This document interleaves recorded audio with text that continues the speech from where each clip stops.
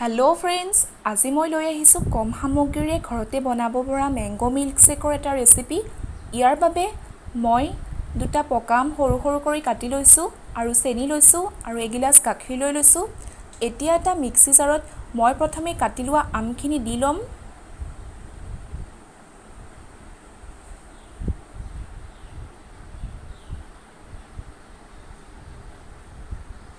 আৰু এতিয়া চেনিখিনিও দি ল'ম। চেনিখিনি আপোনালোকে সোৱাদ অনুযায়ী ব্যৱহাৰ কৰিব পাৰিব। মই 4 চামুচ চেনি ব্যৱহাৰ কৰিম।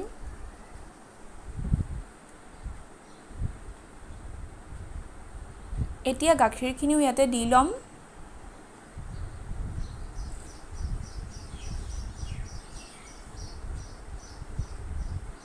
ইয়াৰ লগতে মই কেইটামান খিচমিচো ইয়াত দি ল'ম আৰু গোটেইখিনি এটা মিক্সিত পেষ্ট বনাই ল'ম। এয়া চাওকচোন, মোৰ পেষ্টটো বনোৱা হৈ গ'ল। আৰু এতিয়া মই এটা গিলাচত কেইটুকুৰমান আইচ লৈ ল'ম।